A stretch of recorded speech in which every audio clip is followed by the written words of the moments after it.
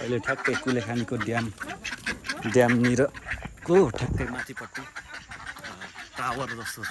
view tower view point त्यहीँ छौँ ठ्याक्कै बोटिङ पनि छ कि के छ त्यहाँ ठिक छ अहिले त कम छ क्या पानी कम रहेछ है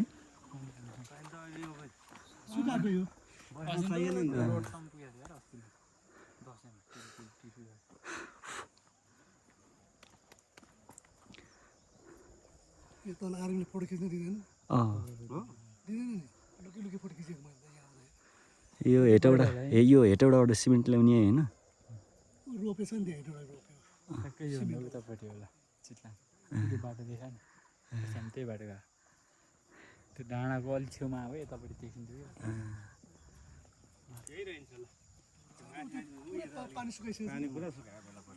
पानी हुँदा त कस्तो राम्रो देखिन्छ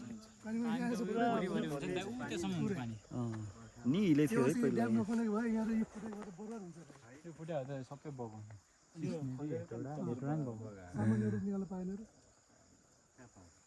बजारै पुरै बगाइन्छ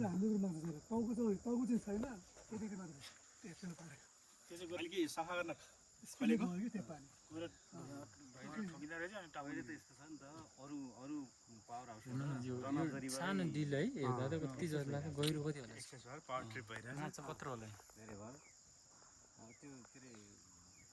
प्रड्युसरहरूलाई तिनीहरूलाई कम उत्पादन गरेर भन्दाखेरि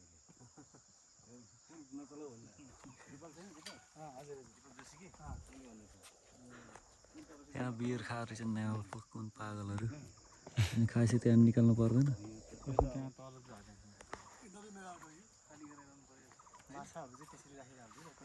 नेपालको हन्ड्रेड रहेछ त्यहाँको यो चाहिँ यहाँ पहिला निलो थियो यो चाहिँ पुरै र परेको थियो अहिले अलिक कमै भएछ यो यहाँ माथिबाट अझै हाई भ्यू पोइन्टबाट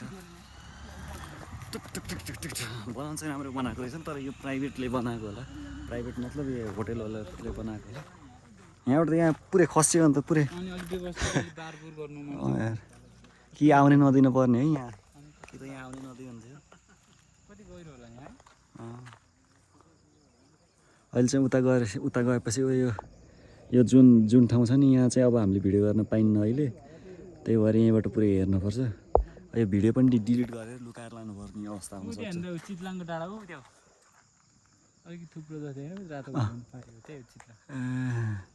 त्यहीबाट गइयो क्या है हामी त्यसो भए हामी त्यहाँबाट उताबाट गयो अनि विक्रम दाहरू यहाँबाट आएर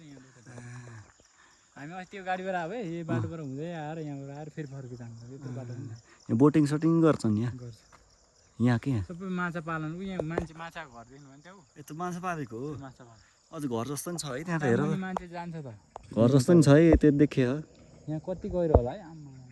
सानो घर जस्तो नि बनाएको रहेछन् त्यो माछा हो त्यहाँ उता त छैन होला यता चाहिँ गहिरो यता अस्ति नि बाँध फुटेको रे नि त यहाँ उस नखोलिदिएर टाइममा नखोलेर त्यहाँबाट पानी सप्लाई गर्यो त्यही सप्लाई गरेर त त्यहाँ त्यत्रो सिस्नेरी बगायो नि त कता सप्लाई गरेर उताको ढोका खोल्दै अहिले म देखाएँ त्यो निलो ढोका देखाएँ नि ए उताको ढोका खोलिदिएको यस्तै ढोका हुन्छ नि त्यो पानी त्यसो स्वाट्ट खोलिदिएपछि यो त पुरै यो रोड माथिबाट गएर थियो कि हो र रोड माथि यो पुरै छ नि यो जति फाँड्यो नि त्यति एरिया थियो टिलपिल टाइममा नखोलिदिएर रे नि त यो मैले त्यो बुझेअनुसार तिनीहरूले चाहिँ कस्तो भने टाइममा अब ऊ आधीसम्म गऱ्यो नि त थोरै खोलिदिनु पर्छ नि अब आदेश त बाहिरको मान्छेलाई थाहा छैन है यिनीहरूले अब भनेन न ल जातिकरणकै होला नि यहाँको हेड होइन उताबाट आधे साउन्जरी कुरुन्जरी अब यहाँ थोरै खोलिदिएको भए हुन्थ्यो नि थोरै खोलेर अनि पुरै त्यहाँ घर सर बगाएको त्यहाँ मैले न्युज हेरेको थिएँ कि सिस्नेरी हामी तल्लो बाटोबाट जाँदा तपाईँले देखाएको नि अस्ति सिस्नेरी खै मैले ख्याल गरेँ म अस्ति त माथिल्लो बाटो जाने बेलामा खोइ ख्याल गरेँ ओह्रालो झरेपछि अनि एउटा खोलाको बाटो आउनु थोरै खोला जान्छ ए त्यहाँ हो त्यहाँ त बगा भने त्यहाँ पहिला कत्रो हो यस्तो बजार थियो मान्छे बस्थ्यो हो र ए मैले चिने त्यहाँ त होटलहरू छ नि होइन अहिले सबै बगा नि त ए अस्ति जाने बेला अनि त्यो बाटो पनि तल्लो बाटो देखाइरहेको थियो कि त्यहाँ जानलाई एरो चाहिँ